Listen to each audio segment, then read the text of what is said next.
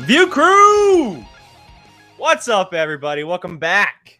We are back. It's been 2 very long weeks, even longer for me because I actually wasn't on the last show. Hope everyone is doing great out there.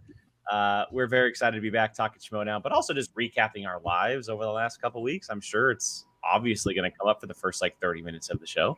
Hope everyone's doing great out there. Yes, happy Pride Month to everybody. And we hope everyone is just doing absolutely fantastic. That shirt's actually really cool. This is one of the Disney Pride shirts, which look at this. That's so cute. I have my Pride Mickey ears. Should I go grab those? I mean, if you really want to get my Pride shirt. They're so far away. Okay, then you guys are gonna just make me feel like a terrible friend. I got my earrings. I got my earrings. I did my makeups, and Sean painted me a large wine box in the baaaack colors. So yes, and which is literally in 30 seconds, by the way, in 30 seconds, and it is being flanked by my favorite drag queens. So we are very much prided out right now. So. I'm upset at Disney because I got a Pride shirt there, and they left on that ink thing. You know that if you rip it off, it explodes the ink everywhere. Mm-hmm. So I need to go somewhere that doesn't think I shoplifted it and be like, "Can you take this off?" You still have the receipt? Yeah, that's the thing I'm thinking. So I'll just go to the Disney store in the mall. Yeah. Boom. Well, I mean, how is everybody? It's not what has everybody been up to? Everyone's lives okay, I'm tired still. I'm just ignoring the fact that I'm still exhausted by continuing to drink and do live streams. So that's fair. That is fair. I'm at Mi Madre's casa, right? Yeah, Mi Madre's casa. Did you lock her in a back room so she has to be quiet? Casa de Madre. Yeah. No, she's in there. She's watching something. Mom, what are you watching? Her soap operas. Oh, cute. I was gonna say she should be watching us, but soap opera is way better. 10 out of 10. I don't think she knows how to get to us. My mom doesn't either. Probably for the best. Yeah, probably. Honestly. Okay, I got to bring up this comment because it's my one good thing on this show because you guys always overpower me. Vapion, you're the man. I used Instagram more in those 4 days than I think I have in any other time. Jake wins for having the best story to follow during. Hey. Let's go. I did a pretty damn good job being that I never post anything. I did a great job during Mosh Isley. Yes. Yeah, you did. Well, that's because you had great entertainment with Sean and Alex to record. You could just sit there. Oh my that's god, all you had to do. Oh my god, Mosh was a whole other. Alex was level. in his absolute prime on people's shoulders. Alex was in his element, singing. Sometimes he just gets to that point at the night where he's having the best time. He's gotten just the right amount of drinks in his system where it looked like he was from another world the way he was acting. He just thrives. He was a variant of Alex Damon. Yeah, he definitely he went back into high school mode or whatever. He channeled his inner high school emo child because he was. Which he's never been an emo kid. He just listened to a lot of that music. So I think he's now living out what he wanted to back emo then. Fantasies. I mean, when that video of him singing on the thing, that was incredible. I was like, dang, that's Alex Damon. I was texting Molly and I was like, hey, we're because she had left. We were gonna meet her at the bar. So I was like, hey, I'm watching Alex. He's fine. I'm babysitting him. I'm glad someone was. I was because apparently Sean was. They were both acting a fool. So I was like, hey, yeah, well, we're going to leave in 10 minutes. And then I text her 15 minutes later. And I'm like, so Motion City soundtrack came on. Alex is on Sean's shoulders. Is that's whose shoulder he was on, Sean? It was Sean and Handsome Dan, yeah. Oh. Yeah. Oh, well, if anyone's shoulders, you're going to be on those two. Yeah, Sean and Handsome Dan. Yeah. So it was a fun night. And my voice is still shot. I'm same word. Yeah, Brian. It was really good to finally see you you exist. I know, finally. I know. Because he was I was wearing my pod racing shirt, and he was like, "That's a nice shirt." I was like, "Hey, thanks, Brian." Brian Ward. Wait a second. Yeah, You it was are so very cool tall, getting to too. hang out with Brian. I'm so glad he was there. It was fun. It's always fun just seeing everyone. That's the best part. There you go, Brian. Thank you. I have never spent like $400 as fast in my life. Like literally, I don't even think from the second we stepped into the curtain to the second we stepped out, it was more than 45 seconds. Maybe. Yeah. Billy, you Yeah. can correct me if I'm wrong. It was literally like, hi. That's how mine Hi. with Anthony Daniels was. It was like, go. It was, yeah. He gave me a hello there, took the picture, and I that didn't was even about it. smile. He just, had a little, just like a little. I looked to He's see been if on he the was cover of GQ. He doesn't have to smile. I looked at other people's. He that For face. $400, you better smile the biggest effing smile of your life. Well, Right. he touched my shoulder and said hello there, so I'm gonna be fine with it. forever. Yeah, I think his hello there, saying that to people, was his version of smiling. Hey, Billy, you shut it. You got to meet Billy Lord for half off, so I don't want to hear it from you. I heard Maddie went pretty hard at Mosh Isley too. Maddie. I Maddie have goes videos hard of wherever he myself goes. with I think Maddie goes to Mosh Isley every weekend though. I'm so. sure Maddie literally just flies out here to go to Chain Reaction because Maddie and I had a freaking blast. Andy wore flip-flops all weekend. Like, Bushcar, insane. listen, you're the coward who bailed on us and didn't go on Star Tours. Actually, my boy Evan, we rode Hyperspace Mountain twice in a row because you suckers left line. We went 2 times in a row. Evan, myself, his wife, and Gabby, we're bros now. We're all bros. I went to the That was a good bathroom time. and came back, and everyone was split up, and I was like, well, crap. Like, where do I go? I was happy once we because let me tell you, I was in charge of keeping everyone together. I don't know how I got that. It was like wrangling cats. It was terrible. Oh, Never go to Disneyland with a party of 17. It just doesn't work. It just doesn't work. I know. It felt like there were 40 of us the way that it was happening. Yeah. Like, I could have swore it was the entire lightsaber meetup. That was our group. Pretty much. That's what it felt like. I just wasn't Although I will prepared to wait in any lines. I was like, we gotta. If I can't get in it in like 10 minutes, I'm out.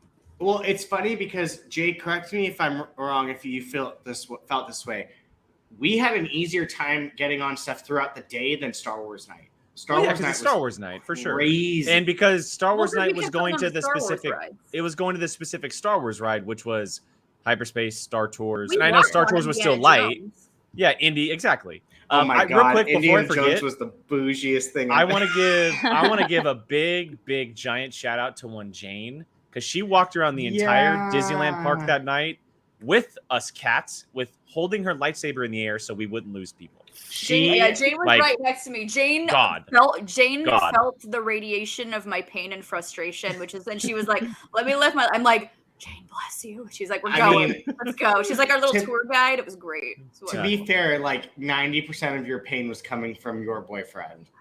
We don't talk about it. He's like the ultimate cat in that situation. He's the most nimble freaking thing. Like he'll be right next to you. You turn to say something to somebody, you turn around, and he's freaking gone. No, he's literally Doug from Up, a squirrel, and just takes off. It's gone. like Gone. Absolutely gone. And thank God Jane had a yellow lightsaber because you could spot that Emma for anywhere in the park. I was like, 30 feet ahead. There's Jane. I have no idea where you guys move fast. One of my favorite, like, sort of Star Wars, but not as Star Wars things from that night was all the High Republic authors on the Haunted Mansion. That was wild. We got like in the inside room, and I was looking around, and I was like, "Oh, Claudia freaking Gray, and Daniel Hoseolder, and okay." Everyone's a party now. I know. I got to go up to her after and be like, "You are an amazing writer." Yeah, she's my favorite Star Wars writer. She's written my favorite book. So I was trying really hard not to run up there and be like, "You're the best Star Wars writer," when there's like a group of all of them. There's a group of them. I'm not trying to make enemies. So. Brian Ward has a good comment here. He got an in-person rumor train. I mean, did you really? I don't know. I feel like he was spitting rumor train stuff Probably all weekend. just Sean just spitting rumors all weekend. Sean That's just probably what happened. spitting rumors. Yeah.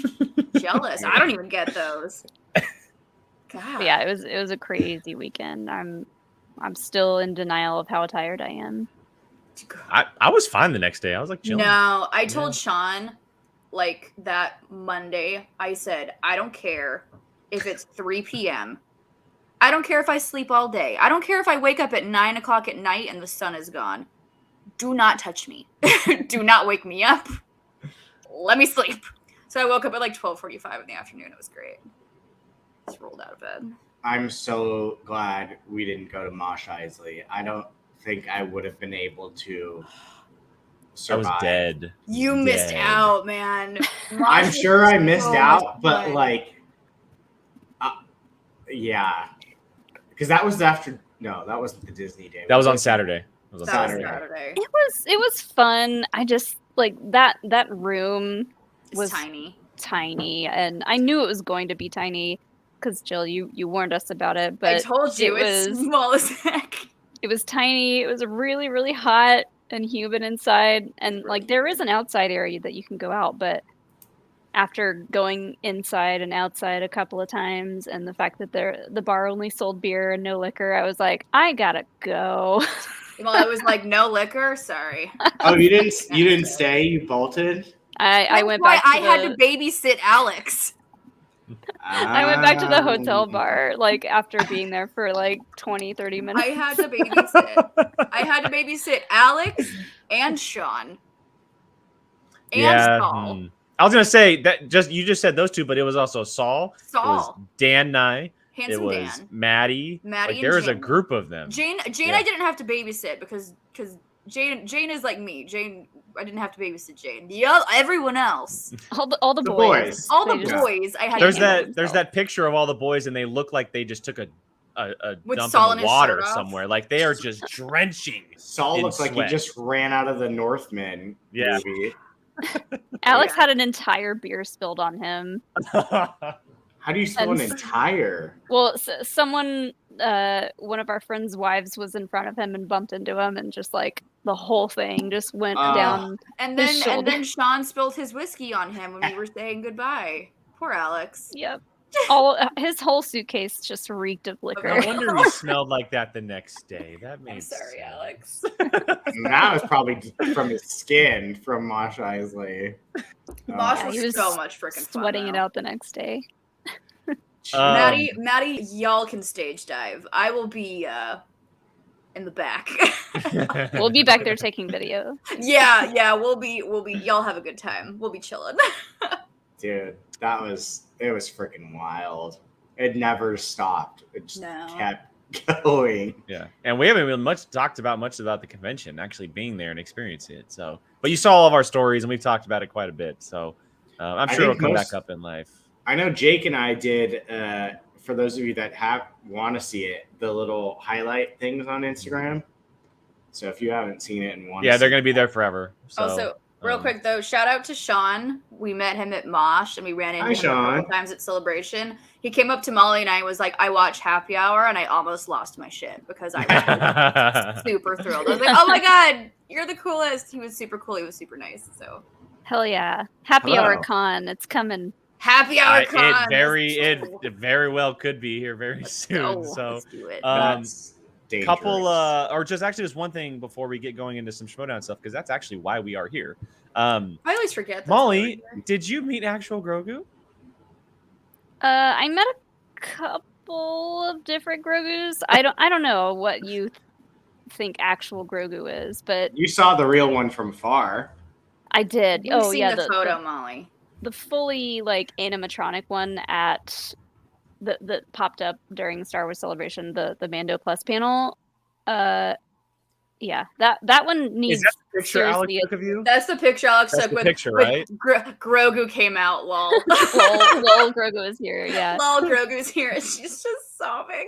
Because they had so many chairs out on the panel, and once they were all filled up, it was like, okay, well, that's the panel. And they were like, oh, let's bring out one more guest. And I was like, oh, no, who are they going to bring out?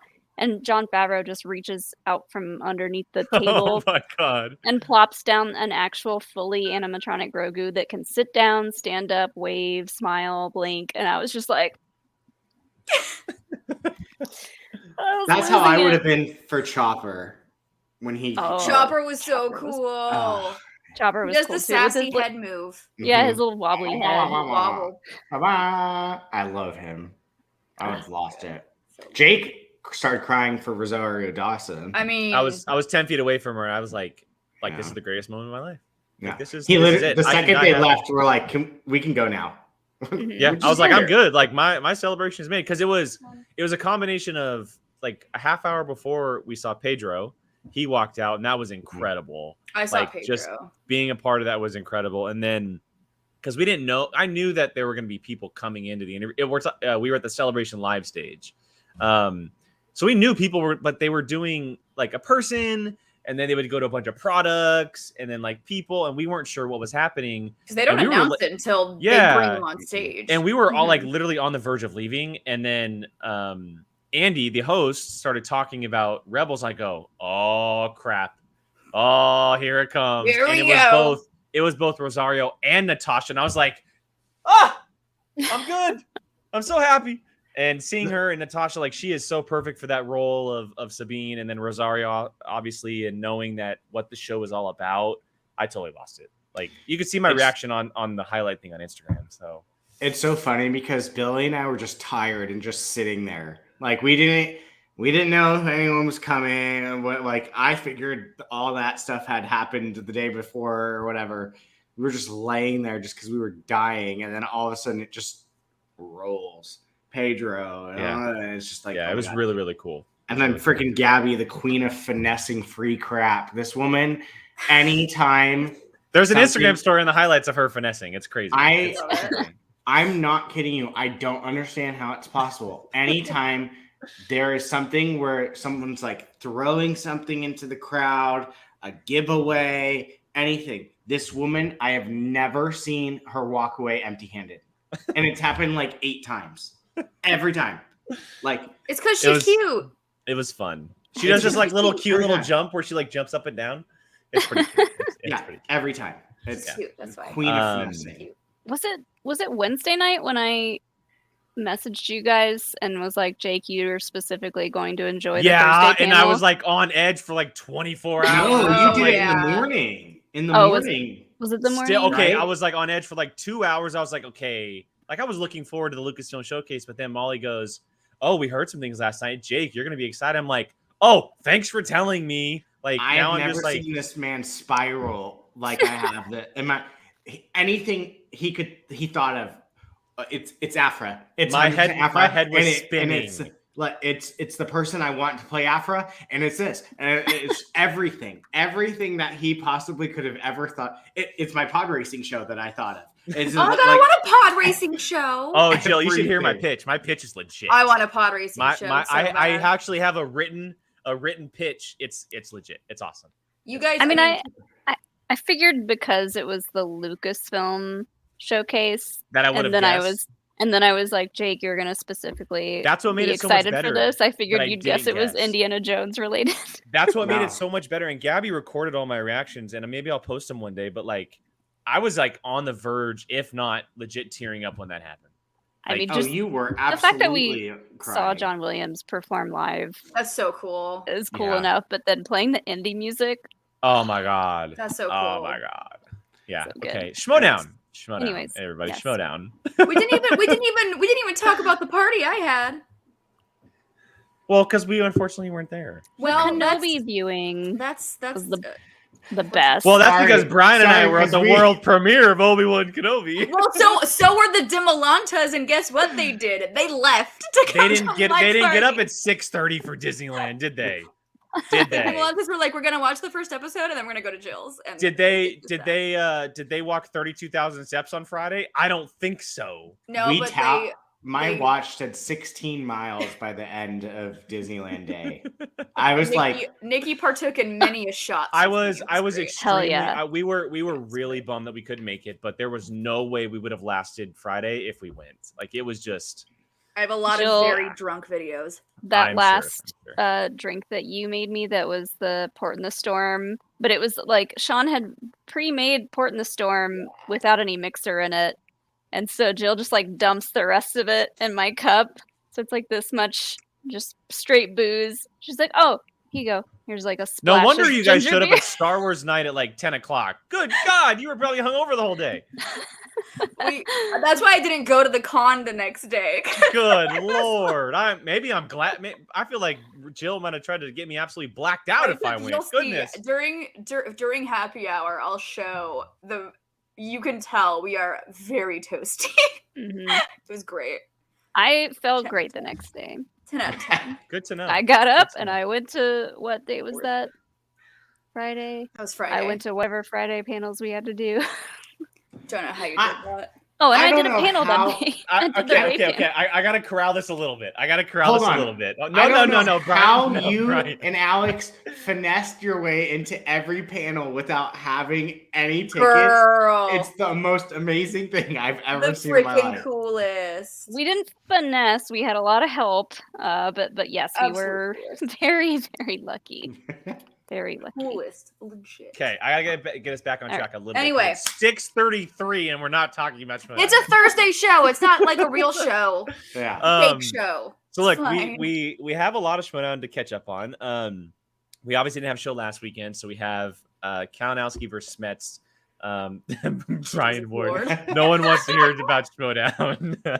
We should just do Okay, Brian. If you want more celebration talk, tune in to our next happy hour. That's what I'm saying. Yes, that's what I was where gonna say. the real we should recap do is. just a recap of celebration. It's the post-celebration happy hour.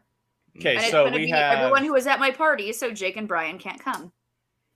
That's fair. Have fun running the show. Wow. Yeah, have fun with the technical side of it all. Joking.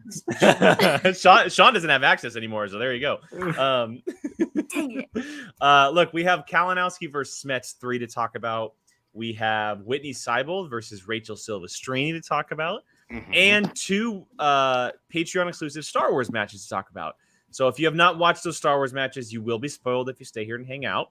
We're going to start with the undercard for this week, or this past week, get to Star Wars, and then finish with Kalinowski versus Smets. So let's go and get into Whitney Seibold and Rachel Silvestrini. We've seen Whitney once this year so far. He has obviously teamed up with one Ty Lieberman, and they have won a match so far this season. But Whitney in singles, believe it or not, has not won a match in singles, and neither has Rachel Silvestrini. That was my mind. So it's a battle of the defeated, if you will. We get Rachel back in Schmoedown, which is really, really cool to see. And she is being managed by one Moose Haas, which is really cool, seeing Moose back in the fold. Obviously, you have Ty there and Zaflirten Flaus and the new faction House of Flaus for Whitney Seibold. Such a great name. Which is the most obvious name of all time. It was missing someone, though. It was missing someone. You are right.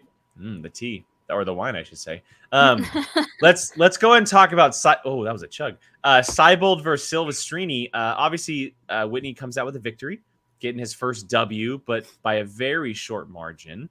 Jill, I'll let you start this one off, being that Rachel is a very close personal friend of yours. What did you think of this match? She is.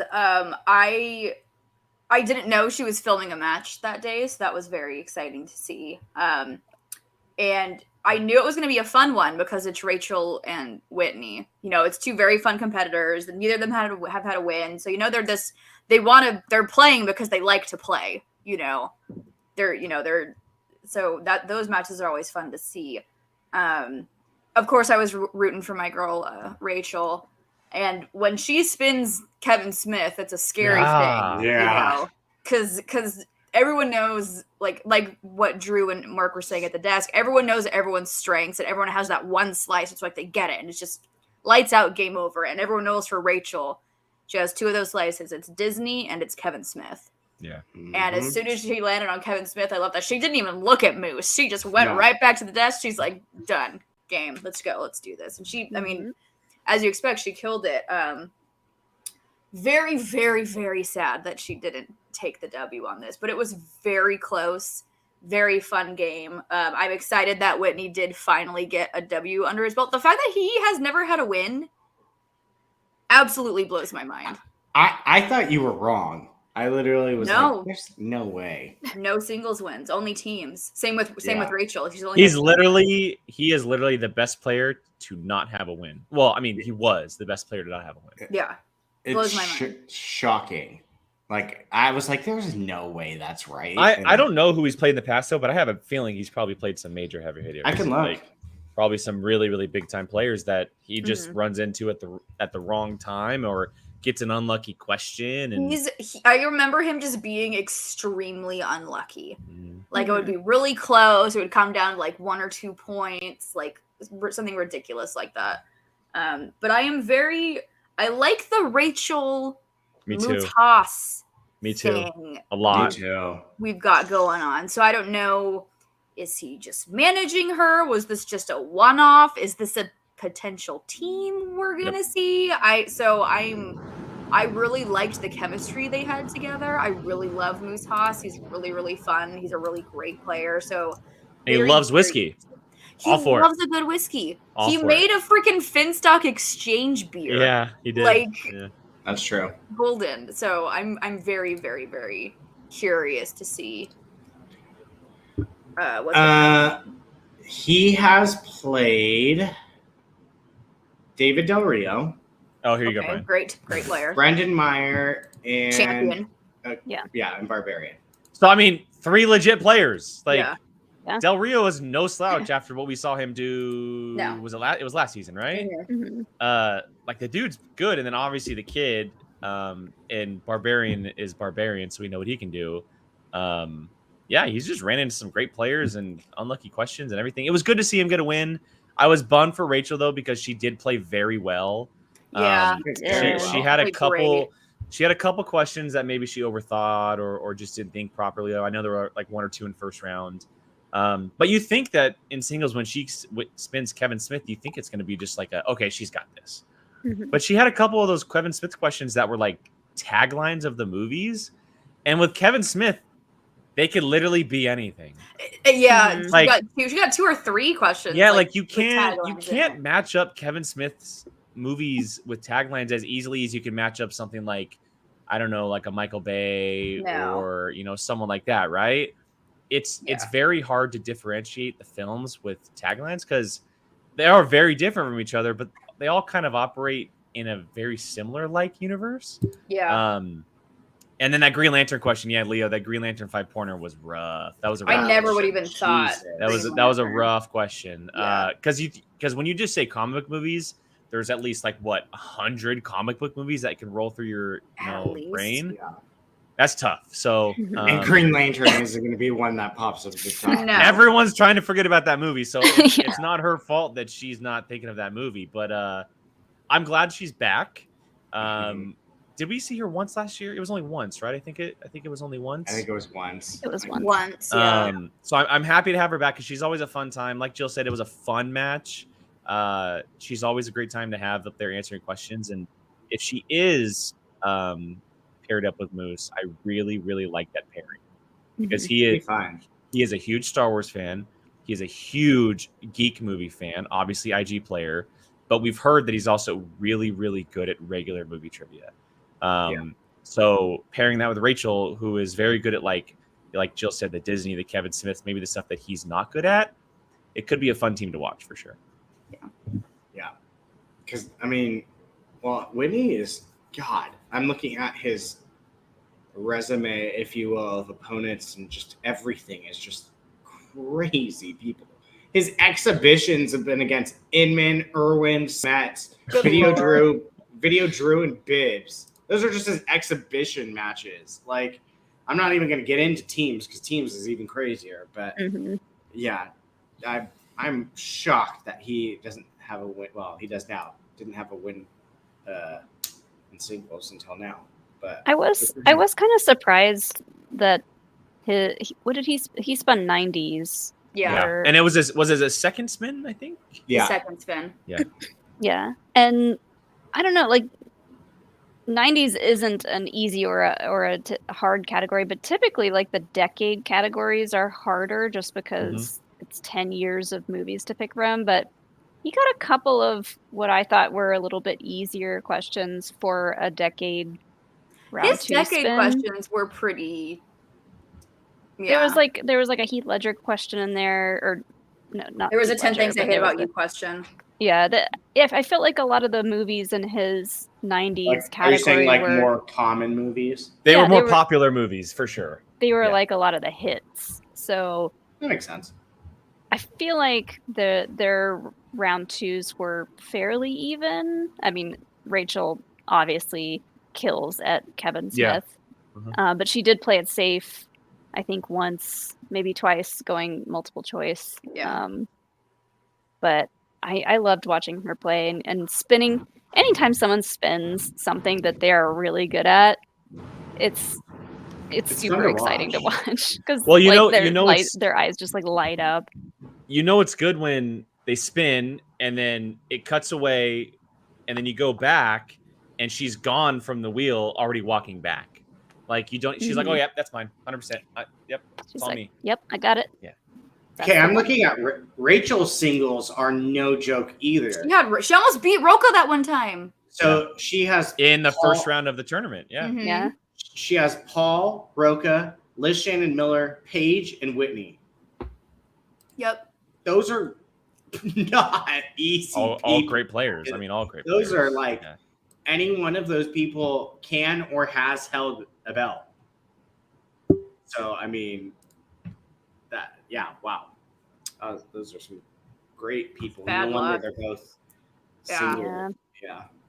Holy moly. They just the people like the Whitneys and the Rachels, they don't have enough matches to play to get enough chances to get the wins under their belts that they that they deserve and that would reflect their abilities. But that's just how the game is. They're both very similar in like record style, where they're both heavily teams, successful in teams, and singles have played some juggernauts of people. So it's actually kind of like a perfect pairing as far as a match when you think about it. Mm-hmm. Okay, a couple Streamlabs have come in. I want to make sure I get to these before we move on. We have the first one from Therrell. This was when Gold Leader was in the chat. And he said, Drew Vader, Obi-Wan, Gold Leader's now on the show. So our Darth Vader is now on the show in Gold Leader. So thank you, Therrell, for that. And then Jeff Nichols has a question here. How do you all feel about the navigation of the rounds in both matches? I don't know what he means by navigation. Jeff, can you elaborate a little bit? Like maybe like going to multiple choice or going for it, or clarify a little bit, Jeff, and we'll get to that as we kind of move along. Sean, if you're watching, can you hand me those marshmallow patties that are on the coffee table? I need those marshmallows.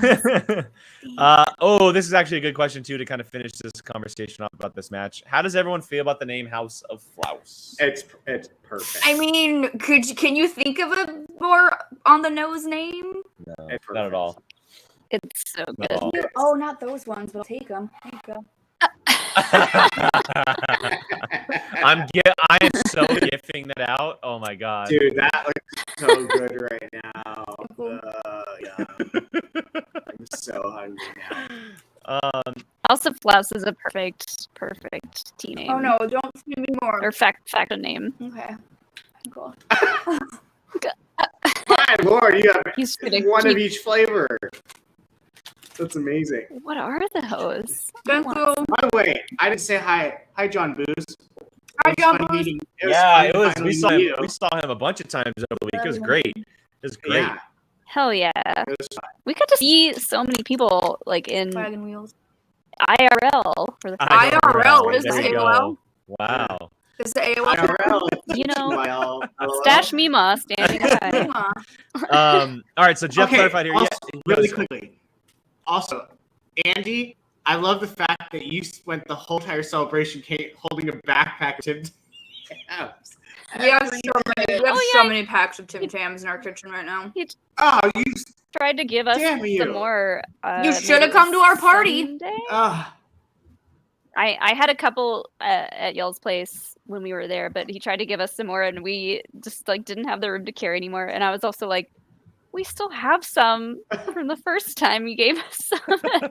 It's spectacular, and I'm just kind of like rationing them out. But yeah, always prepared with the Tim Tams. In regards to Jeff's yeah, thank you for the super chat, Jeff. Thank you very much, Jeff. That was very generous of you. I thought for everyone it was very well played, and we can talk about it more with Kevin and Kalinowski when we get into that match. Oh, we're gonna talk about it with the Star Wars matches. Yeah, that too. I thought the way Rachel and Whitney played it was in a way that you can tell that this was not their first rodeo. They've played this before. Like when Rachel checked down for that that tagline question, because she said, "I think I know it, but I'm gonna check down." And then she got checked down, and then you could tell that she still wasn't entirely sure. Mm-hmm. So I thought she played it really well. I thought obviously Rachel sticking with Smith was great, and then I thought the gameplay for both of the matches that we saw in Friday Night Titans were both very well played gameplay wise. They're both veterans, and you can see that. They've been around. They know what to do. They know when to do it. They know when to use their repeats if they need to.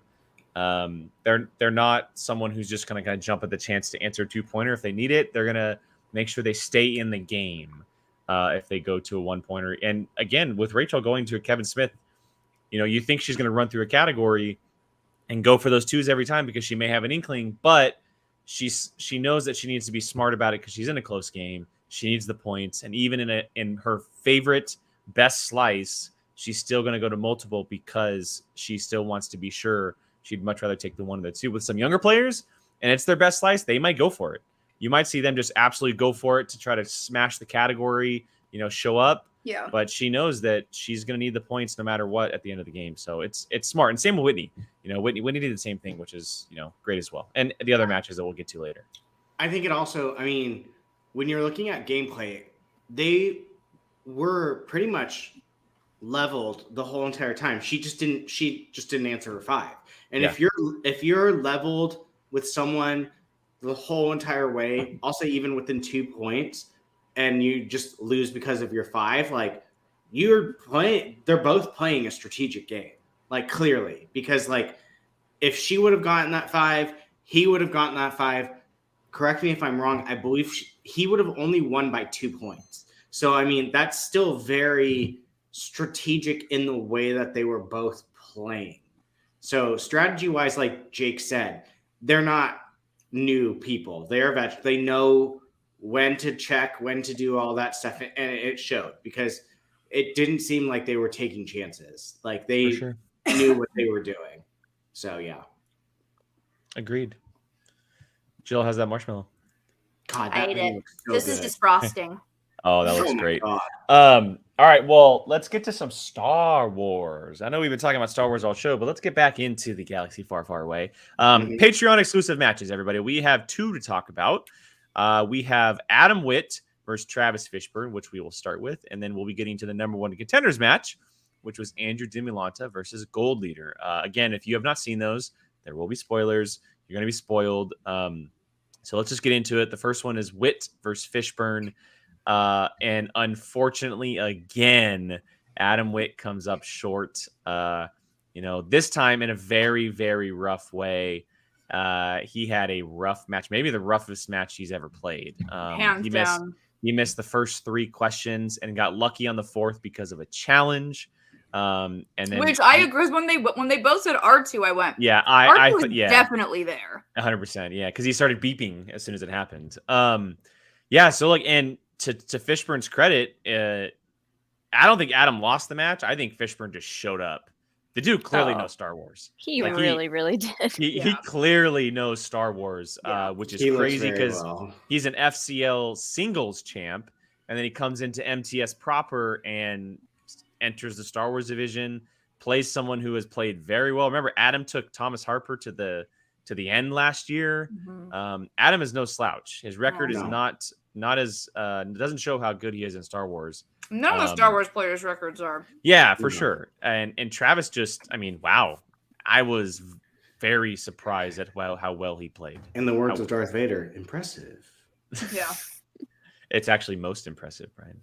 I was gonna finish it.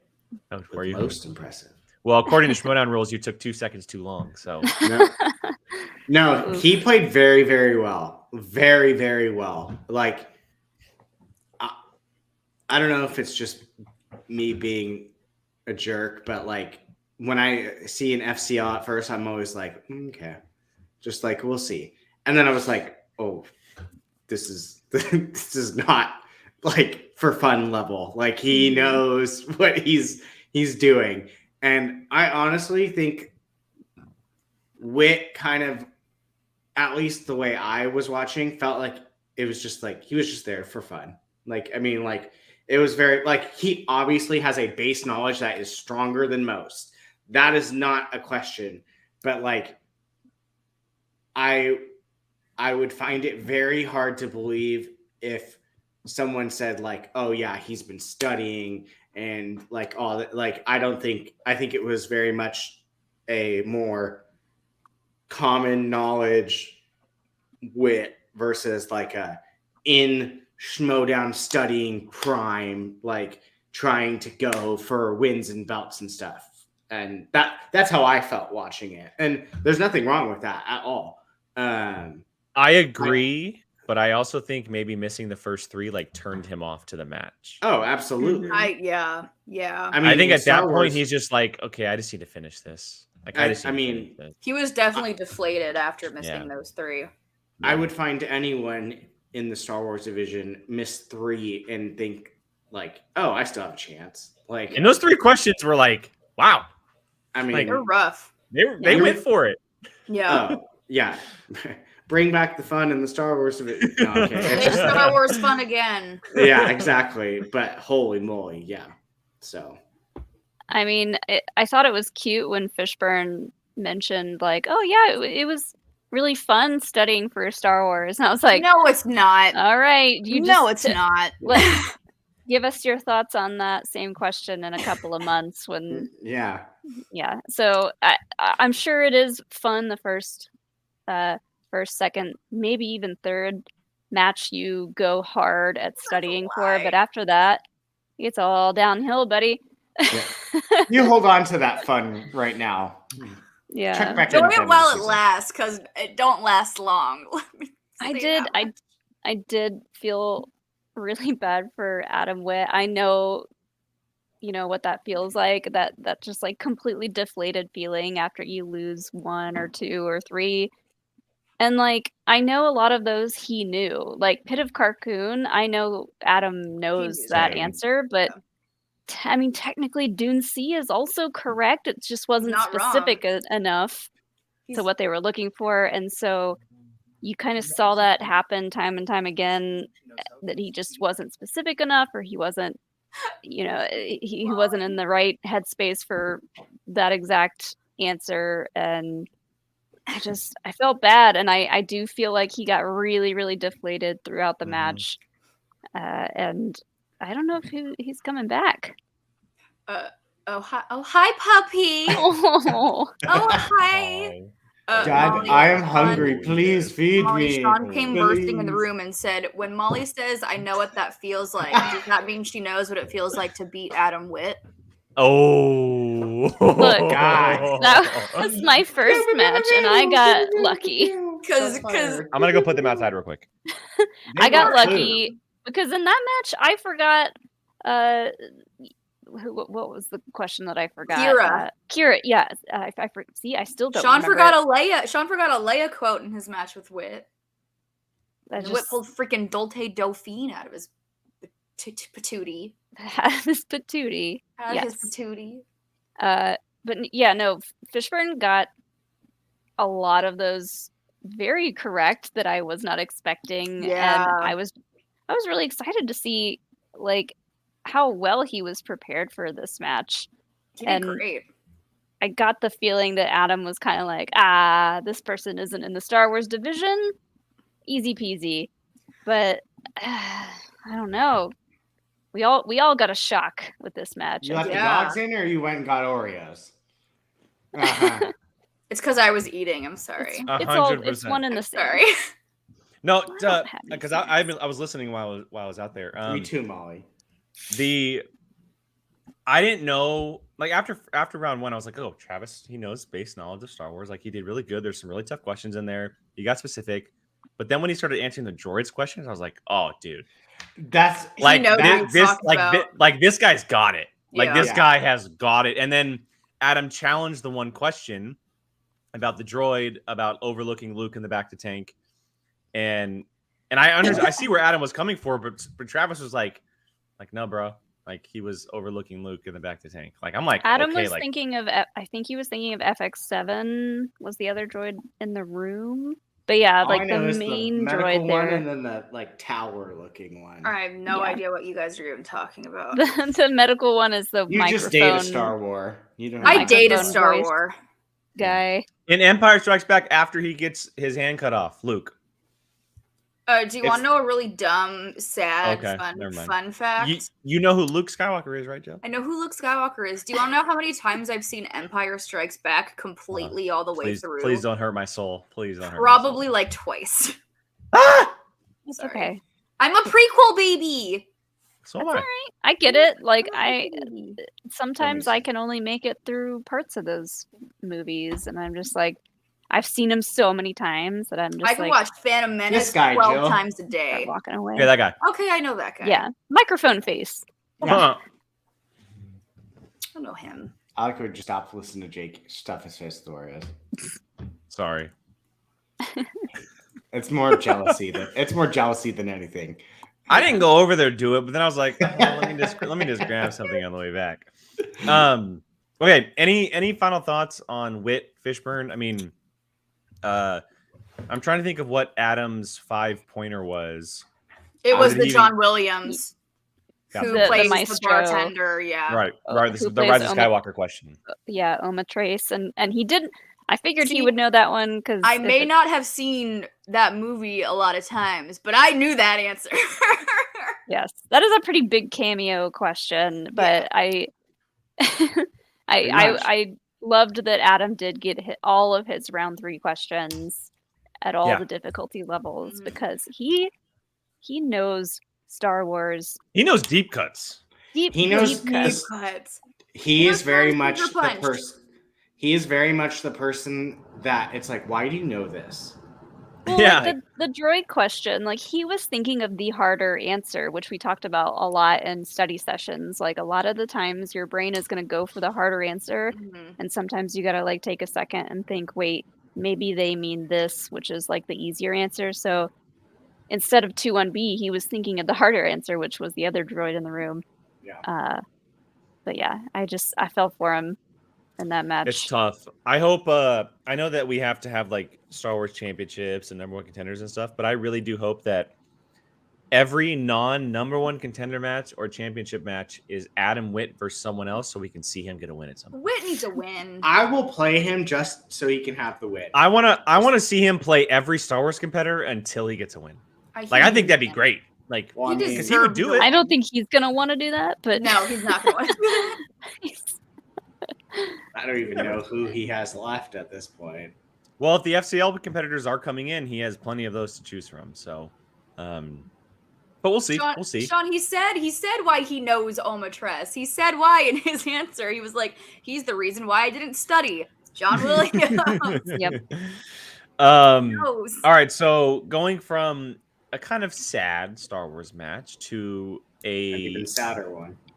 Well, I wouldn't necessarily say sad, but a very, very difficult Star Wars match. Like this was a very difficult Star Wars match. The #1 contenders match between Andrew DiMolanta and Gold Leader. The winner goes on to play the winner of Nikki DiMolanta and Ace, which is another #1 contenders match because obviously Thomas forfeited the belt. We now have to have a path to the championship. And after all the hoopla in this match, the craziness that kind of happened in the second round, Andrew DiMolanta walks away with the victory in very big fashion. Yeah. And he is going on awaiting either his wife or the person that defeated him 2 years ago, which is pretty crazy. So, Molly, I want you to start this one off because I have a feeling you got some thoughts. Let's go, Molly. Let's do it. I got thoughts. Okay. Here's your soapbox. Let's go. Do it. So I still kind of in my mind when I think about Andrew Demolanta as a player, I think of him back when he was on the exchange and he was kind of a heel. So in this match, I had to keep reminding myself, like, oh, he's not a heel anymore. But still, like, neither of them looked like they were having fun. No. And that is... I agree with you. I hate to say it, but neither of them looked like they were excited to be there or like, you know, like they were ready to have fun. It was just like, all right, let's do this. Let's get this over with. Come on. Like, my one comment next question. The only time I felt like anyone had fun was when Gold Leader hit his 5 and said, I know this one, but Andrew, I know you're going to beat me, but go get that belt. It was like he was happy that it was over with. Like, that's what it felt like to me. It's that just... or when he missed the because someone got last lines or first lines or something, and Gold Leader had a question that was like, what's the second word in second word of the second paragraph of the opening, and Gold Leader missed it, and then Andrew got it, and there was like, and Gold Leader's like, wait, and then he realized that he completely heard the question wrong. Like, that looked like a fun moment, but yeah, like it was... That's just what stress does to your brain in a trivia situation, which I get that that's part of the game, but with Star Wars, it's a little more intense because you've trained so hard and you've memorized literally books worth of information that might not come up ever. Oh my God. He's right. Happiness isn't a Patreon tier. But I think the question you're referring to is like, what was the first word of the second paragraph of Return of the Jedi Crawl? Yeah. And what he heard was the second word, which he did get it right if we were talking about the second word of the second paragraph. Yeah. But if you just listen to how that question is worded, like, that's where we're at. The first word of the second paragraph of the Return of the Jedi Crawl and the original trilogy, and it's like, Star Wars fun again. That's not a fun question. I don't want to be here. I don't want to be here. It's not fun. No, And I mean, you have a complete point to everything. Like, if we have to get to a point where we're asking, what's the second word? Not fun. Of a paragraph, like. See, the John Williams 5-pointer, fun 5-point question. That's a fun trivia question. Yeah. Second word of the second paragraph. I'll say so much. I feel like, especially this match, I felt very much like if you don't memorize the movie word for word, scene by scene, like, you don't have a chance. Like, well, and Andrew, so Andrew got so he spun wild card in his second round. This is to your point, Brian. And the wild card was last lines or final lines. I think it was what it was called. Yeah. Final Here's the thing, lines. though. That is something that Star Wars players study. Yeah, I thought that Andrew's round 2 of all the final lines questions, I thought most of those were pretty easy, like 1 point, round 1, easy questions. Gold Leader's round 2 was like a billion times harder than his round 2 questions, in my opinion. But I agree. That was just hard to watch. But that's just the fact is that most people see that and they're like, oh, final lines, that could be anyone's final lines. But that's just something that Star Wars players know to study because they've asked a lot of those kinds of questions before. Last. Yeah, first and last lines. So I had an idea that Andrew was going to probably crush that round. What did Gold Leader spin for his round 2? Mixed bag. Yeah, and he was like, let's do it. Let's go for it. When you're a Star Wars player, you're just like, whatever. Yeah. In the past, mixed bag has been sometimes not as hard. Mm-hmm. This one was pretty freaking hard. Like they asked the Chelsea Hamill question. Yeah. Chelsea Hamill was the answer. But the question, I was like, I don't think I've ever studied that. I didn't realize Chelsea Hamill was even in Star Wars. Yeah, all the Hamill kids have cameos. I didn't even know there was a Chelsea Hamill. I just didn't realize what her character name was, but I was just like, oh man, I felt so bad, and like you could see it in Gold Leader's face. Some of those questions, he was like, "That's how this is." Okay. All Yeah, right. and some there were a couple comments in the chat saying like, "Oh, but Gold Leader was like smiling." I can tell you firsthand that after spending the weekend with him, Gold He Leader doesn't is the type stop. of person that smiles to like mask what's happening. He's always smiling. He's Yeah, never like not smiling. it's just like a feature that he has. So Gold Leader is a happy dude, and he irradiates just pleasure and joy. It's how he kind of how like he is. masks the situation. So he was trying to make the best of what was happening. Hence how he answered his final question, like, "Go crush this, win it for me," etc. Like, you know, the whole thing. It's very much the meme. This is fine, and everything's on fire It's around fine. it, and the dog's like, Everything's fine. Yeah. I mean, because like in that situation over the last year, we've seen and met him and got to know him a lot better as a player, and he's one of the best Star Wars players we have. Yes. And he got absolutely obliterated. He was down by 10 going into the third round. It's crazy. So he's not going to be happy about it. Like, but he's trying to put on a front because he's still there on camera for a match, not trying to, have some kind of scene or any kind of like reaction. he's not going to rage quit. Yeah, well, that's even a better way of saying not going to rage quit. So, Yeah. And again, we're not saying this like this is fully not discrediting Andrew. Andrew clearly like is back into full form. Andrew knows did what his Andrew stuff, does. like, I think he Andrew crushed just, it. He crushed it. Andrew just stays at a constant like. Yeah. Yeah, Yeah. he's never been rusty. I don't Yeah. think. I don't think he knows what that's like. Yeah. But he made And- a good point too that him and Nikki both are having to like stay pretty sharp right Yeah. now. So Hashtag make Star Wars fun again. and I've seen people in chat, it always comes up, yes, I asked for harder questions, and that's exactly what I got. Go ahead and blame me for all the questions that are way too hard to even have fun for. Like- That's okay. I'll take it. I'll take the blame. Like, I don't want to go on a soapbox. I'm not going to do it. I go on a soapbox. I'm not going to. I'm going to be nice. I'm just waiting for the day where it's like, what is the 37th letter in the crawl that is not a vowel but is mentioned 6 times in the 5th sentence? What? Here's my baby soapbox. Here's my tiny soapbox. If the average fan can't play along, it's not fun. I agree with you. And well, kind of adding on top of that, that's why I think we talked about it behind the scenes. I think personally that Star Wars should just completely fold back into the Innergeekdom Division. I don't Personally. disagree. At this point, I kind of agree. They made it Patreon exclusive. It almost seems like no one cares about it anymore. A lot of the players don't even care about it anymore. It's just, it was my favorite. It was my favorite division last year, and probably the last like 2 or 3 years. Like it's been my favorite thing to watch because obviously Star Wars is Star Wars, but also the competitors and what they bring to the table.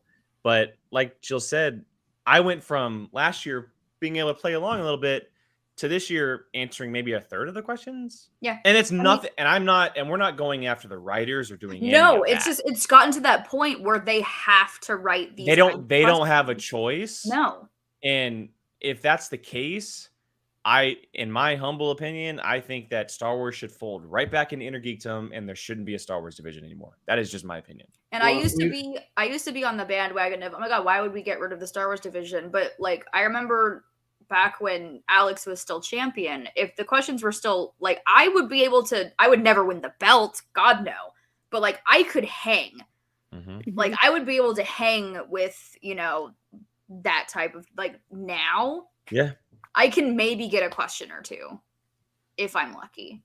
It's just, I don't know. If the average player can't play along, then it's just not enjoyable to watch, in my opinion. Especially when we're getting like freaking Adam Witt and Gold Leader, who are amazing at this game, and they're almost getting TKO'd. Like, yeah. They were both down by 10 going into the I feel no like one has time.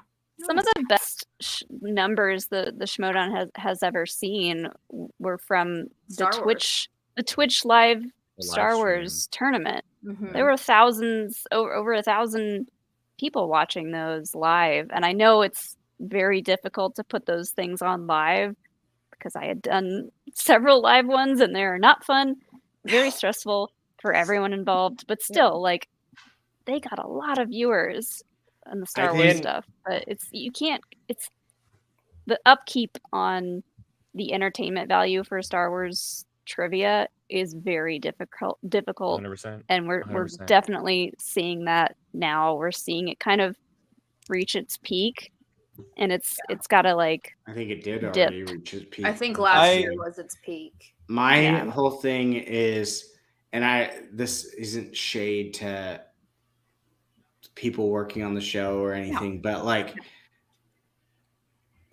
it's not even crossing 1,000 views per episode of a Star Wars match.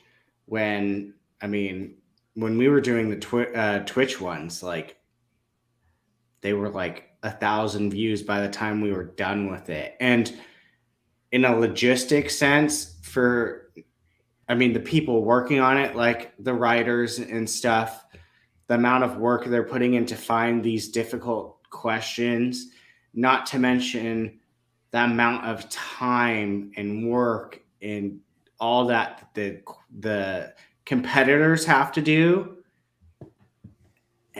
like, and your payoff isn't like that much. Like, Star Wars is my favorite division, but it's almost just not worth it. We'll put it this way: Thomas had to give up the belt. Our champion gave up the belt because he didn't have time to study.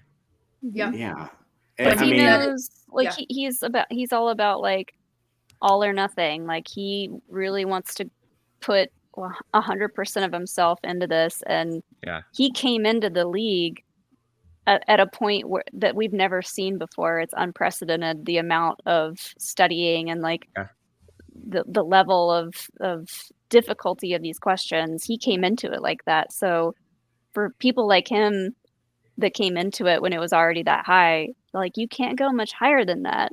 So the only way to go from there is down. So I totally understand him stepping away. I have a crazy idea.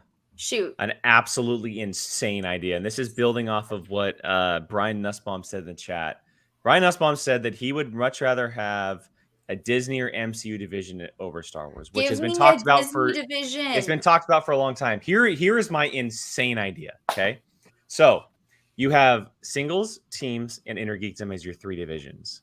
And every year, instead of building a division, which I guess you can consider it a division, you essentially have competitors enter in a year-long division, for lack of a better term. And it changes every year. And it's a different topic every year. And there's a winner at the end of each year with a ranking system. You could do a giant tournament with a loser bracket too. Well, what I'm saying is, like, from calendar years, from February to December or November, whatever, say next year is MCU. That is your one chance to play all MCU trivia. And then the next year it goes to, like, Harry Potter. The next year it goes to Lord of the Rings. Instead of it being a single division on something like that, it's a rotating division each year, and you plan it ahead. That would bring in so many new viewers, because for me, the reason why I even started watching the show is because Sean was watching it, and he would try and find me matches where someone would land on a Disney slice. And in doing that, that's how I really, I got to see everything. It's like, I'm waiting for them to get Disney or Harry Potter. But, like, I started watching the rest of the show because I got hooked trying to see my niche in it. You know, if you give a niche audience and you show that niche for even just a season, a half a season, they're going to stick around. And if, like, maybe not all of them will stick around, but you'll get a percentage that sticks around and watches the entire thing after the fact. Like, if you do, because think about it, we've had Star Wars for its 6th year, officially, somewhere around there. And all of that has been on extended at a certain time, but basically 12 movies for that entire time for at least a 4-year period. If you were to do 1 year on 8 Harry Potter films, if you include Fantastic Beasts, it's just over 10. If you do 1 year on 30 MCU properties, you wouldn't have the issue of going in extreme deep dive questions. You do 1 year and you move on to the next topic. Like, it could be a lot of fun. It would be difficult, but question writers could have a full year to prepare for that if they plan it. Maybe next year we get. I mean, how long have we been saying the horror division? Next year's a horror, basically a year-long horror tournament, and there is your horror thing. I guarantee you would have people flocking. You'll get people out of the woodwork. Pixar, Disney Animation, Lord of the Rings, Harry Potter. How many Geekdom franchises or franchises in general? Jurassic Park. Like, how many of those could you do for a full year worth of trivia that would bring in a lot of people? And then after the calendar year, it's over. Or you do 6 months. Maybe just do like a 6-month thing. Do one tournament.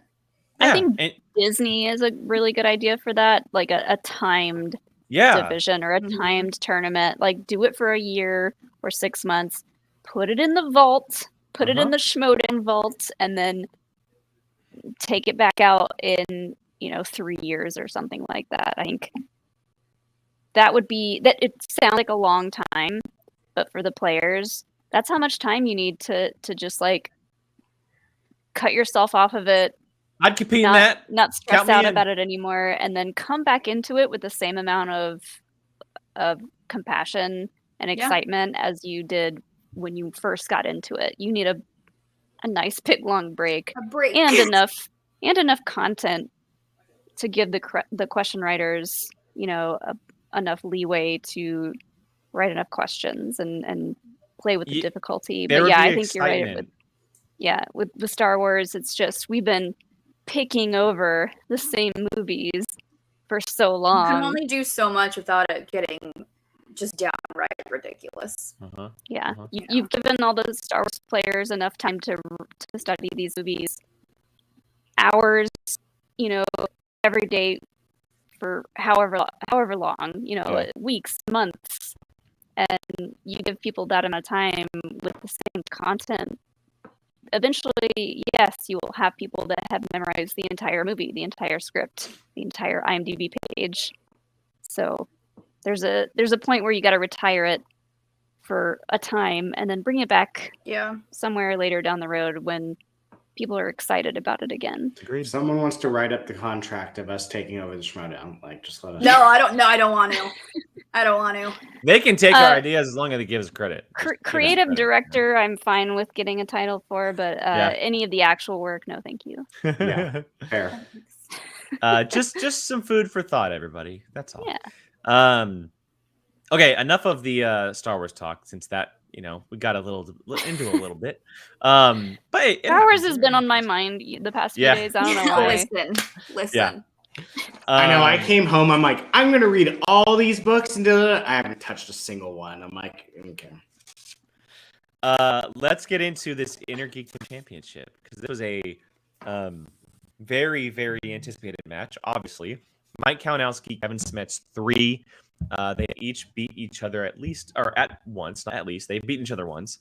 And the last time they played was in 2019 when Kevin Smets took the belt from Mike Kalinowski. And we are back in the same position once again.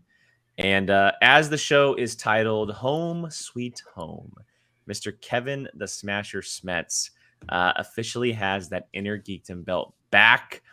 He took down Mike Kalinowski, who got an incredibly hard 5-point question. Yes. Very difficult question about dread. But Kevin Smets is now your Innergeekdom champion after a year-long battle with cancer and the weight, beating Chunju earlier this year. He officially has that belt back, and he is the reigning Innergeekdom champion. Fun fact, Mike Kalinowski will have an official rematch because he defended so many times. So we'll be getting Kalinowski Smets 4. And this will be the first time that Smet actually has the belt in his possession when they play. But Jill, I'll let you kick this one off. Kevin Smets is officially our new Innergeekdom champion. I was actually about to reply to Brian Nesbaum in the chat. It actually was not the first match at the new studio. Rachel and Whitney was also in the new studio. But I had the very, very, very great privilege when I was in quarantine was when they filmed this match, and the producer very graciously gifted me a way to watch it happen. because they knew I would have been there had I not been sick. Because I've been at every single one of Kevin's in-studio matches ever since he debuted. So it was really nice for them to give me the chance to actually see it without being in studio when I was sick. And I was on the edge of my seat the entire time because we all know Kalinowski, we all know Smets. It really could have gone either way. And I know that we all were rooting for the storyline of Smets winning, but at the end of the day, Kalinowski could have kept going on with his amazing defense streak that he's been having for the past 4 title defenses that he had, something ridiculous. But watching these two compete against each other again and not have it be a win by like a mistake or a slip of the tongue or absolute total destruction and annihilation. It was a good, clean championship of the wits of IG knowledge. And I'm so freaking thrilled that that belt is back in Smets' hands because I did kind of feel for Mike though because he was kind of in a lose the situation. You know, it's either I'm gonna lose the belt or I'm gonna keep the guy who just came out of retirement from getting the belt. So like he's the heel, so he can handle that. But like, is he anymore? I feel like he's not even really a heel now. Like he's kind of like an anti-hero with bad impressions. I just Mike's just having a good time. Don't let him hear you say bad I'm sorry. impressions. I do the Michael Caine. Mike, your Michael Caine is. That I know. I'm not getting enough of that. We need more Michael Caine impressions. But I do like when Kalinowski plays someone like Kevin because they'll do those little fun little jabs at each other. Like they'll joke and they'll have a good time. Like how Mike was like, I haven't had an impression this match yet. Where are my impressions? Or like when he got a Waterworld question, Kevin's like, are you kidding me? You get a Waterworld question? You're in the Waterworld show. Why are you getting a Waterworld question? Like fun stuff like that. But it was very, very, very, very, very nice to hear and your winner, Kevin the Smasher Smets. Because if anyone deserves that belt, it is that man right there. So it was an absolute joy to see that back in the dungeon. Yeah. I mean, Mike, even though he is still a heel, I think he knew going into this match, playing Smets, like, he was the clear favorite. Everyone has been rooting for him and like wanting to see him win and build his way back up to the belt since he came back to the league and made his like triumphant return. So I think Mike was kind of in a lose-lose situation, but for a heel, that's like that's just something else to build character points off of, I think. And I think he took it really well. Obviously, he didn't look happy about losing the belt, but I think ever happy going into that match, he knew that was a strong possibility because Smets looked stronger than ever. He was hungry for it. He was ready for it. I appreciated the amount of respect between the two of them. And also the sass. We didn't have a total absence of sass between the two of them. I think one of them accused the other one of being drunk at one point. Yeah, I think Kevin was like, "Are you drunk?" Yeah, Smets asked Kalinowski. Yeah. Kalinowski continues to have an oral fixation. We went from a lollipop to a cigar. Can't go without having something, So as Jake has the thing right. It's like a safety net. It's like a little blanket. It's fine. Agreed. I mean, it was a fantastic match. The only time they weren't separated by 1 point it was the whole entire time. I mean, Callan literally said, "Go to multiple choice, so we could still be tied." Yeah, I mean, round 1, 7-8. Round 2, 17-17. Round 3, 20-20. Round 4, 22-23. And then we have round 5. So I mean, they're obviously best of the best, just playing at the best they possibly can. And when you're separated by 1 point the whole entire time, I mean, clearly this is a great match. I mean, you have the greatest to ever do it versus one of the greatest of all time. And it's exactly what it played out to be. Yeah, and it was a story written in stone. I don't think I would be very hard pressed if someone in the chat wants to say that they were rooting for Kalinowski, because I would be shocked just at the pure storyline of it alone. So yeah, this fantastic match. I mean, Mike was a little bit of a coward. He spun away multiple times from Star Wars. Star Wars. He thought Not about once, it though. He but thought twice. about it. Not once. Did he but spin twice. it first in the second round? Yes. Yeah. I thought he it did. was. I thought it was just a betting round. Okay. Nope. Mhm. Okay. Spun it first in Star Wars. He spun Star Wars first in round 2, and then got dystopian, whatever that category is. Dystopian future Time travel. Oh, For someone who won the match against Parker in overtime with the Star Wars question, I'm very intrigued at how afraid he is to play Star Wars in round 2. Come on, Mike. I know you know And your then- Star Wars. It's And then- IG Star Wars. It's baby Star Wars. It's Come baby on. Star Wars. It's a baby I mean- Star Wars. and Not just the baby. Just a baby. I mean, he used that. He used that spin to get away from it in round 3 too. So Yeah. He also knows that Kevin is great at Star Wars. Obviously, I I'm will say messing. that. I'm That messing was a with great my. pool. I love making fun of heels, especially when they spin away from Star Wars. I have to. Cowards, all of them. Cowards. No. So That pool that who said that? Leo. That was very good because I couldn't think of it. I was sitting there racking through. I was Ben like, Mendelsohn, yeah. yeah. So I'll give him that. That was a great pool. Mm-hmm. the trivia side of it all was fantastic. I think that the play was top level. I mean, the first round they missed a I couple. thought the questions were great. The questions were really well done, and I thought they threw them for a loop a couple times and some thinkers. And I think Kevin even went to multiple choice once in a second round. He did the very last did. one. The one where Mike said go to multiple will be tied. Yeah, Go to multiple. exactly. He was like, exactly. yeah, I have to go to multiple. I was so Yeah. mad. He was so mad he had to. I will say though, and I messaged this to you guys as soon as I watched it. I didn't feel like there was intensity behind the match though. And I don't know if it's because of the two playing and how like their respect for each other has grown over the last couple years. What it is. I think that's what it is. I think it's their rapport with one another. Mhm. Yeah, and it's nothing against the match and nothing against like the production of it or anything, but it's weird, but it didn't feel like a title match.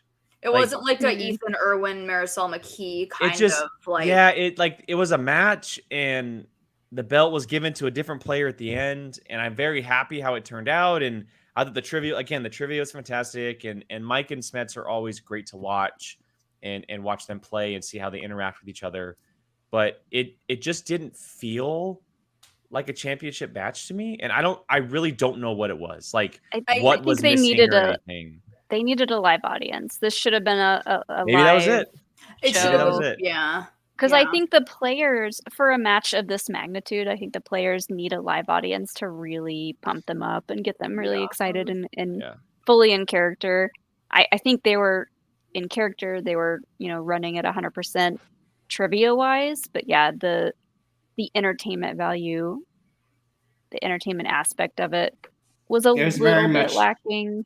It was very much two friends just doing trivia. Yeah, it was, which there wasn't anything wrong with that. Like, well, No. yes, there wasn't like any like intense, like heart pounding kind of instances. I do, because I did think about it when you had said that, Jake, and I do think it has to do with like what we talked about, A, the rapport between the two of them, where they both really respect one another. And then B, the fact, like I said earlier, where Kalinowski was in a lose-lose situation. And so he's probably going to act a little bit differently with this, it's not like he's like when you see Mike play Chundru, it's just straight up smack talk and like, just smack. Like you're like, kick his ass. Yeah, they're just beating each other up. But Curtis has a good point in chat too. They were wearing masks, which kind of, as a viewer, because you're not there live, you can't see all of their facial expressions completely, which is just unfortunate. But that's times we're in now. That could play a part. I was curious if there was and Jill, you may know this, but was there an actual audience there? I mean, other than the usual like studio people, like the people who were filming that day. Okay. Then I mean, maybe that was that. I don't know. I honestly, I can't really put a finger on what it was, but I was watching it just feeling like this just feels like a normal match. It just, and I wanted it to be something different. Again, the trivia was great and everything like that, but I wanted the match to be a little bit more, and I just can't put my finger on what it is. And it might also just be like all the hype behind this huge rematch. Not to mention we were at Celebration. I was going to say, maybe it was released on the wrong day. Yeah, I mean, and then also every time we have seen Kalinowski Smets, it's been at Collision or at Spectacular, at these big, huge events. And then now we get the rematch after Kevin has been in retirement for a year, and we just get it on a Friday night. Not even a pay-per-view. It's just Friday night Titans, So that could also have something to do with that. Maybe the lack of a promo. Or at least there was a promo, but I mean, there was footage. I mean, there wasn't really hype. Mm-hmm. It wasn't. I feel like it wasn't as hyped as we would normally get it. But I'm not trying to be a negative Nancy over here, everybody. I'm sorry. No, it's a valid point. So I'm just, it was just because I was looking forward to this match. Like I wanted to see an absolute just banger. But we also were at Celebration, so by the time we watched it, it was 3 days after it happened. Mm-hmm. So it's like after that type of weekend, it's going to be a lot to like. You couldn't share in the hype with everybody that was watching. Interesting choice of release date for this particular match. They could have done it a week before or a week after, but a lot of the big Schmoedown personalities were at Celebration this weekend, not promoting the match. Literally there. Literally one of the people who played in it was there. Yeah. I'm sad I didn't get to say hi to him. I know he was there almost all weekend, if not all weekend. I think they were there every day. I got to show Mike baby Ahsoka. And they were there every day, and they were also at Star Wars night. The three of them. They were at Star Wars night. Yeah. So I didn't get a chance to say hi to them. I'm sad. I know. So all right, question before we get out of here, because we're gonna wrap up here in just a little bit. I put it out on Twitter yesterday. Who do you guys think is possibly next for Kevin Smets? And let's leave Mike out of this because Mike hasn't officially accepted. Oh, thanks for saying hi to Brian Ward and not us, Ken Napsock. Hi, Ken. Hi. Hi, Ken. Good to see you this weekend. As Mike always. hasn't officially accepted a rematch, so it might be saved for a later date. And there's a couple people waiting for possibly a number one contenders match or anything like that. Who would you like to see play Kevin Smets next? Because you stirred the pot this week. Maybe. His favorite thing to do. Love it. Hey, I love it. But honestly, who do you think is the next IG person to play Kevin Smets? We're a Schmoedown after show, Brian. That's what we do. We stir the pot. Oh, I know. We spill the tea and we stir the pot. That's what we do. I agreed with everyone. Give me Parker. Although I would like to see a number one contender of Mara versus Parker. Oh, I would love to see Mara. Just what her thoughts are on all this, and I need her thoughts, where her head is at. But naturally, Parker is the first person I think of because of Spectacular. How is it not? How is it? I feel like, as we saw on Twitter, they're already going after each other, and I hate it, and I don't know what's happening. Well, Parker was kind of going after them, and then Smets was like, "Well, what do you mean we're family?" And he was trying to do this. And then Gucci was trying to get in. Yeah. Get out of here, Tom. No one invited you to this. Kaiser's saying stuff. I don't know. What's I'm going kind of on? Team Parker. Sounds on like a this good one. recipe for another promo coming up soon. I don't know. Featuring POV. So this has been brought up a couple times in the chat.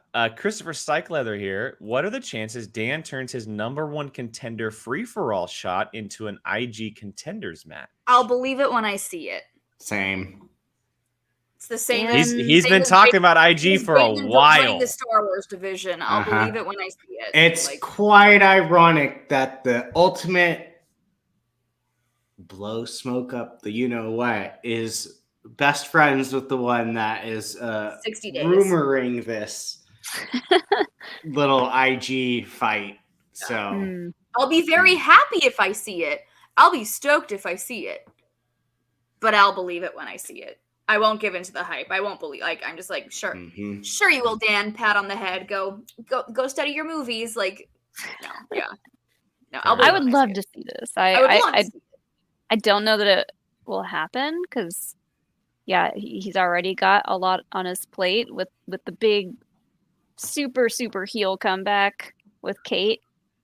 Just so good. So I don't know, but who does Kate have right now for IG? Nobody. No one. Dan. Dan. She might be like, please, Dan, help. Moose. No. Give hi, me. Mr. Hot. I want to see Moose do some IG playing again. Let's get Ross in IG. Me too. Let's get it. She doesn't have anyone. Sean's a little salty because of the Sean's. I know. Sean was booted from the den quite some seasons ago, so he's not. Yeah. He's not a big Kate fan at the moment. Saul's doing great on his own, so I could absolutely see Dan stepping in for IG. Yeah. He's got Mara to help him. A lot of things coming. All right, 2 quick things before we head out. We're making quick predictions. 2 matches. We have Friday Night Titans main event, the Movement versus the System, and then I want us making picks for the #1 contenders match in Star Wars that's coming out.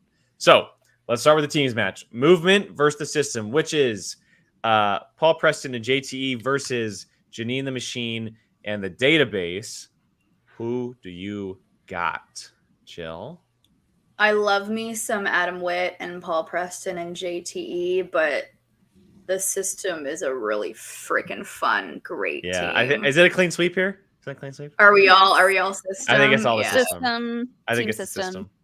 Yeah, I think they're the real deal. I think the Database. Also, did you see that cute little video that was on the Schmoedown Twitter of Eric of the Database?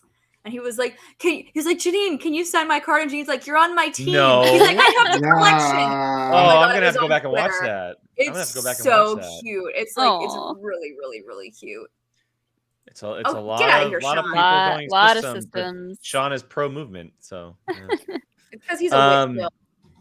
All right, and then how about the Star Wars #1 contenders match? Whoever wins will be going up against Andrew DiMilanta. Are we going Ace Cabrera or Nikki DiMilanta? Molly, you start.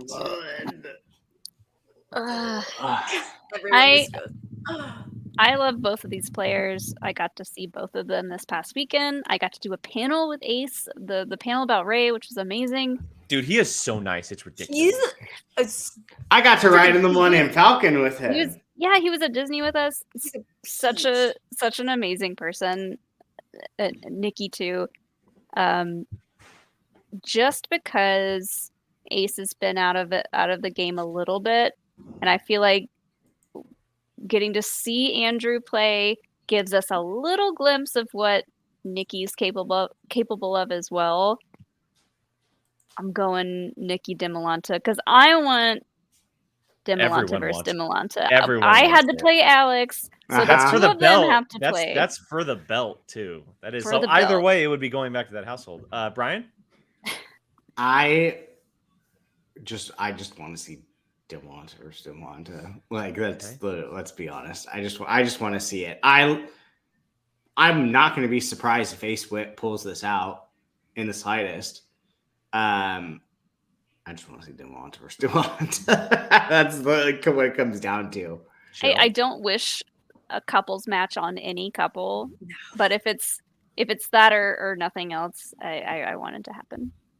Do you think they study together if it is? Yeah. 100%. Oh, totally. Absolutely. Because either way, it Alex and I comes back to studied that together. house. Yeah. That's true. It's unavoidable. They have a Listen, kid together. Frankie. They're just- Who Frank invited Danish. you? Who invited you, Frankie?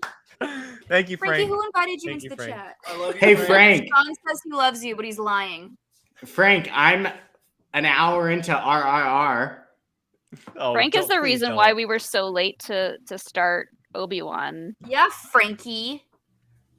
It's all your fault. It definitely wasn't me and Alex getting there late. It was him. It's totally Frankie's fault. 100%. Jill, who do you got? I will echo what Molly said, where Ace is literally legit one of the nicest people you'll ever meet in your entire life, is so freaking knowledgeable of Star Wars, loves and adores every single moment of it. But only one of these people stole my phone during my party and took really cute pictures of everyone in attendance, and that was Nikki DiMolanta. Nikki and I bonded over the weekend. She came with me to get she came with, for everyone who was in that group, she came with me to get my Padme print. After I was asking, can we go in and get my Padme print? I want to go get my Padme print. She's like, do you want to go get your Padme print? I'm like, yes, come to get my Padme print. And so we all went on an adventure. It was great.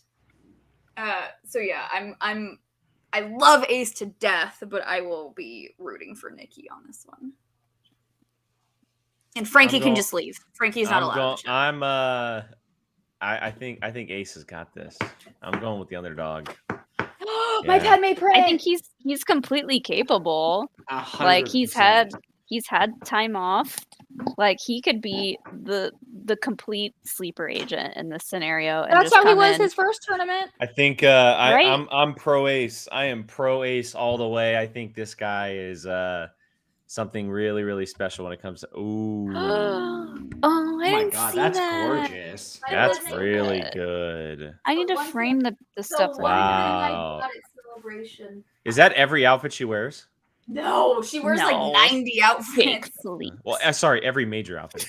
It's yeah, because she has the field, the wedding, Queen Amidala, the ombre funeral. dress, the fancy nightgown, and the one, where she's dead. But Yeah. Fair. thank you. Yeah, so I'm going Ace. I think Ace is going to take this one. It's not going to be easy, and it's probably going to be very, very, very small margin. Maybe like a buzzer round or something like that. But or not a buzzer round, but I guess it would be fast money this time, huh? It would I be because just- it's virtual. Yeah. Unless no, they it's a bring- three. It's a 3-rounder. Sorry, I was gonna say it's a 3-rounder. My Oh. bad. My bad. Yeah. Yeah. My whole thing comes down to like, is Ace even like? I mean, Mans is super busy. Like, is he even like? Is he doing this just like for fun, or is he like at peak level, whatever? So Yeah. We'll We're see. We're gonna find out. We'll see. That'll be coming out, I believe, next week, maybe. I don't know. We'll see it drop on the Patreon. So we'll talk about it then. Yeah. All right, everybody. That's going to wrap up tonight's show. We tried to cover as much as we possibly can after our 30-minute intro. We hope you guys had a great time tonight. Don't expect to see Thursday live shows very often, probably ever. ever again. Until next celebration that is in the States anyway. So let's go and do some quick plugs before we head out. Not that you don't know already because of celebration. Jill, why don't you kick us off? Where can everyone find you online? Yeah, you can find me on Twitter and Instagram, Jilly Marie, 2 Y's, 2 E's. You'll see me on Twitter telling Frank how much I hate him. I love that for you. Oh my god, it doesn't drop until July 13th. What? That's ridiculous. Ace and Nikki is Oh, July no. 13th. That's insane. Okay, Brian, you're up. Yes, there is a show this Sunday, Harrison. Yes, thank you. Good to know. Be Evolcino on Twitter and Instagram. Mom, who's winning the game? Mom, the meatloaf. Mom, baby. Warriors are Mom, the meatloaf.